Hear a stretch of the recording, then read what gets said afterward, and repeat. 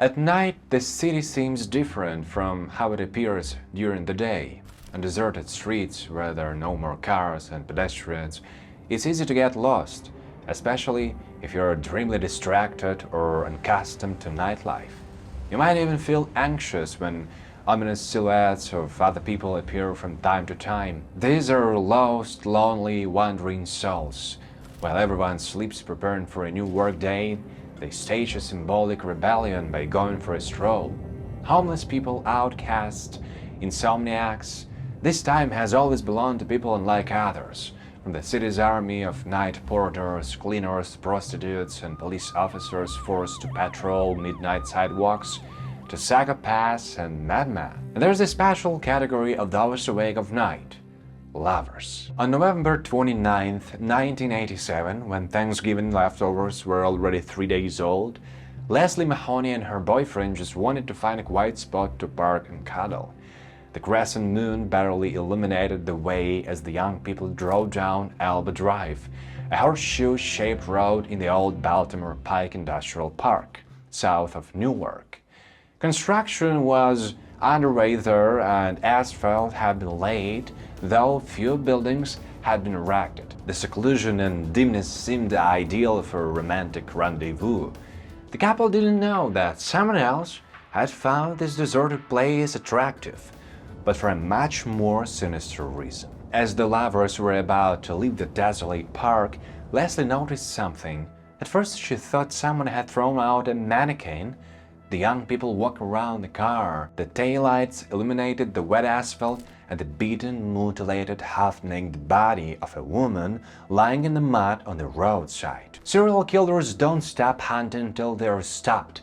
7 months later, another woman's body with similar signs of torture and mutilation would be discovered at another construction site. Over the next year, killings committed by an unknown sadist terrorized residents and frightened even experienced police officers. The methods of this maniac were becoming increasingly brutal, anticipating that the killer would strike again, and he did at least 3 more times. State and Newcastle County Police, as well as the FBI and prosecutors, joined forces for Delaware's largest manhunt for the Highway 40 killer. This case remains one of the most terrifying pages in the state's criminal history to this day.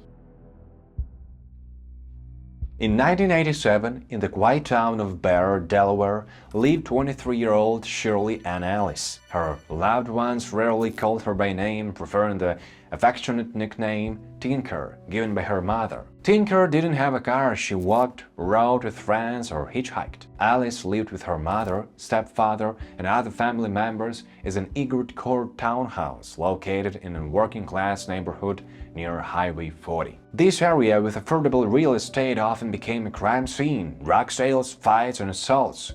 Shirley herself had problems with the law. She had been arrested multiple times for prostitution. However, with just over a month left until the new year of 1988, Tinker was determined to start a new life. She dreamed of becoming a nurse and had already bought a uniform and textbooks. On November 29th, Tinker spent most of the day in the kitchen, helping her sisters prepare a turkey dinner for visiting relatives. Around 6 p.m., she told her family she wanted to take some home-cooked food to a friend with AIDS at Wilmington Hospital. Her sister, who had just gotten her license, was afraid to drive 27 kilometers on a rainy evening, so Alice, dressed in a turquoise sweatpants, a denim jacket with a pink hood, and high-top sneakers, decided to hitchhike. Getting out of her sister's car at the neighborhood boundary, Shirley headed down Highway 40 towards Wilmington. The road was desolate and gloomy, with sparse streetlights. Along it were mostly beer joints, mini-markets, run-down motels, and entrances to residential areas. A car stopped next to Tinker. A stranger, a large man about 2 meters tall, offered her a ride. The next morning, a Newcastle County police officer discovered Alice's body. The state police declared their jurisdiction in this area. 32-year-old Detective Joseph Swirsky from the Major Crimes Unit arrived at the scene. For Swirsky, who had been serving the police since 1980, this was his first murder case as a detective. There wasn't much blood. The ground was undisturbed. It seemed the body had been dumped where it was found. By the time Swirsky arrived, the light night drizzle had turned into a downpour. The detective watched in despair as the rain washed away valuable evidence. The murder weapon wasn't found. There were no witnesses. The police had no leads either before or after Shirley Ellis's funeral in Newark. Investigators were puzzled by this brutal and senseless crime. Swirsky thoroughly checked Tinker's acquaintances, as most victims know their killer. But no one had reasons to kill the young woman. There was no angry boyfriend. Every lead ended in a dead end. Detectives suspected it might have been an out-of-state truck driver. 7 months later, Shirley Ellis's case remained unsolved. On June 28, 1988, 31-year-old Catherine DeMoro disappeared. A divorced mother of 3 who worked in construction, Kathy was known as a reclusive and somewhat strange woman. That day, she spent most of her time at the family bakery on Highway 40. Around 5 p.m., DeMoro left, dressed in worn jeans and a pink sweater. She was later seen at a diner and around 9 p.m. on the side of Highway 40. Catherine was last spotted around 10:30 p.m. when she left her residential complex. A few days later, DeMoro's naked, mutilated body was found at a construction site off Highway 40. Detective Sergeant Jim Hedrick from the Newcastle County Police arrived at the crime scene. The 32-year-old former football player with a mustache and thinning brown hair had dreamed of becoming a police officer since childhood. In nearly a decade of service, he had been to many murder scenes, but this case was about to change his life. Hedrick noticed distinct tire tracks near the body. While forensics took a plaster cast, the detective carefully examined the crime scene. He remembered the unsolved case of Shirley Ellis and contacted Joe Swirsky. The 2 detectives, both in their early 30s, had never met before but immediately joined forces. After examining DeMoro's body, Swirsky agreed with Hedrick's suspicions. The same person may have killed both women. Autopsy results showed that the victims were alive during the torture. Neither of them had been raped. The detectives came to a troubling conclusion. Only torture brought pleasure to the killer. Hedrick suspected they were dealing with a serial killer, although Delaware had never had one before. He contacted his friend Jim Zopp, an FBI agent and behavioral science specialist in Baltimore. On July 2nd, prosecutors, detectives, and investigators went to Quantico to present information about the crimes to a group of FBI specialists led by John Douglas, the creator of the profiling program. The agents agreed that Delaware likely had a serial killer. They complied a profile. A white male, 25-35 years old, working in construction, living in the area of the crimes. The specialists warned that the killer wouldn't stop until he was stopped. Delaware authorities asked how to find the criminal faster. The FBI suggested setting a trap. Hedrick and Swirsky began looking for a female police officer to play bait. She was to pose as a prostitute on Highway 40, where the victims were last seen. After several unsuccessful attempts, Hedrick suggested 23-year-old Renee Lano, a rookie patrol officer. Renee, who grew up in the family of a former FBI agent, initially had doubts due to moral issues, but she eventually agreed. She wore a wig to hide her short blonde hair and clothes similar to those worn by the victims. She had a hidden microphone on her shoulder to communicate with Hedrick. A loaded gun lay in her purse. At least 4 times a week, Renee wandered along the dark Highway 40 waiting to meet the killer. Plainclothes police officers watched her from hiding spots. Hedrick and Swirsky worked during the day studying evidence, and from sunset until 1 a.m. they participated in the operation with Renee. Then all 3 slept for a few hours before a new workday. It was an exhausting and dangerous assignment. By September, Renee had talked to 100 men. About 12 suspects were checked, including a school teacher with a blue van, but all leads turned out to be false. On September 10th, 26-year-old Kathleen Meyer disappeared after an argument with her boyfriend. She was seen getting into a blue van on Highway 40. 4 days later, on September 14th, Renee noticed a blue Ford circling around her. A large man with a beard was behind the wheel. the driver stopped to talk. He introduced himself as Jim, said he was 34 years and worked as an electrician. Renee saw that the walls of the van's interior were covered with blue carpet. She knew that blue fibers were found on DeMora's body. The man tried to persuade Renee to get into the van, complaining about loneliness. She refused, citing tiredness. When the van drove away, Renee told Hedrick, "That's him." The van's registration number RV2059 belonged to electrician Steven Pennell and his wife. They lived in a trailer park near the crime scenes. The 30-year-old Pennell suddenly became the main suspect. Steven Pennell was born in 1957 into a devout Catholic family. As a child, he was friends with a police officer neighbor and dreamed of becoming an officer. After school, Pennell tried to enter the police academy but failed the physical due to being overweight. In 1978, he met his future wife, Vera Kathy. They had 2 children, and Kathy also had a daughter from her first marriage. Pennell worked as an electrician but couldn't hold down a steady job. He also moonlighted as a bouncer at a nightclub. Neighbors described him as a quiet family man, a loving father. But there were problems in the family.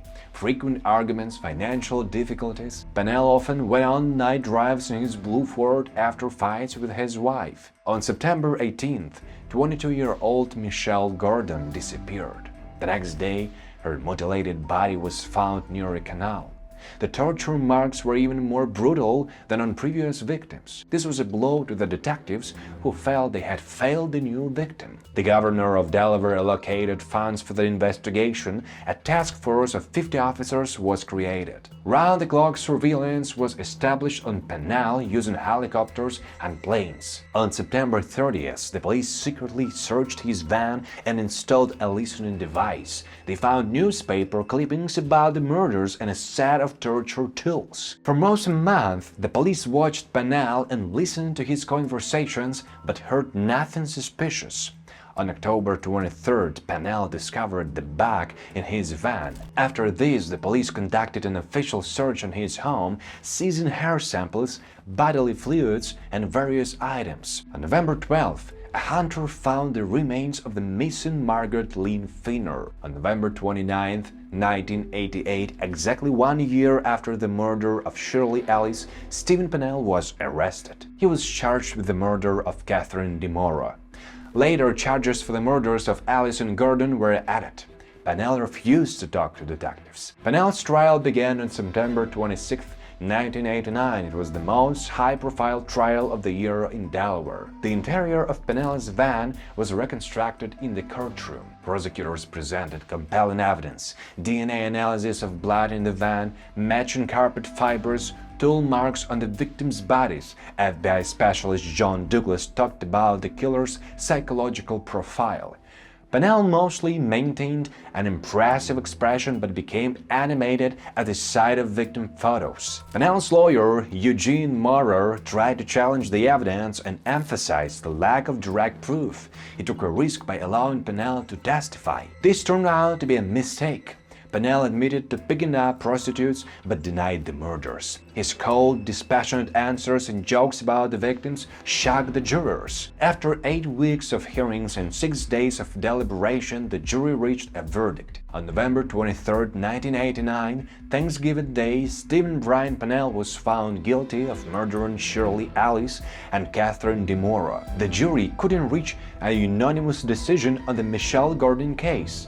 Pennell was sentenced to 2 life terms. In 1991, a second trial was held for the Gordon case and the missing Kathleen Meyer. New DNA analysis showed that Meyer's blood was in Pennell's van. Unexpectedly for everyone, Pennell refused counsel and asked the court to sentence him to death, although he still didn't admit guilt. He quoted the Bible saying, "Whoever sheds human blood, by humans shall their blood be shed." The court granted his request. Pennell personally represented his interests in the state Supreme Court, demanding his own execution. He spoke about the crimes in the third person, as if accusing someone else. The court set the execution for March 14, 1992. On the day of execution, protesters against the death penalty and relatives of the victims gathered at the correctional center. Pennell declined to give a last statement. At 9:49 a.m., 34-year-old Steven Brian Pennell was declared dead after a lethal injection. He became the first person executed in Delaware in 46 years. Pennell took many secrets to the grave. He never confessed to the murders, didn't explain his motives, and didn't reveal where he hid Kathleen Meyer's body. He refused to talk to FBI profilers about his crimes. Many questions remained unanswered. This case deeply affected all participants. Detectives Hedrick and Swirsky dedicated years of their lives to it. Hedrick missed his wife's birthdays, wedding anniversaries, and vacations. Renee Lano, who risked her life as a bait, suffered from nightmares and stress for a long time. Her marriage fell apart during the investigation. Prosecutor Kathleen Jennings, who aggressively pursued Pennell in court, later became an opponent of the death penalty. She admitted to crying when she learned of Pennell's execution despite his monstrous crimes. The story of the Highway 40 killer shocked Delaware residents. It showed how an ordinary family man could hide terrible secrets. Many wondered, how could a 30-year-old married father of two commit such brutal crimes? The tragedy also raised questions about women's safety, especially those involved in prostitution or hitchhiking. Local authorities increased patrols in dangerous areas and conducted campaigns to raise awareness about risks. Pennell's wife Kathy and their children tried to move on, bearing the burden of being connected to a serial killer. Years later, Kathy attempted to reclaim Pennell's van from the police, which shocked the detectives. On quiet nights, when car headlights illuminate the asphalt of Highway 40, you can almost hear the whisper of stories this road holds. Stories of lives cut short too early, of fear that paralyzed an entire community, and of the determination of those who swore to protect and serve. These stories will live as long as the highway itself exists, and a warning as a tribute to the memory of those who were lost and those who fought for justice.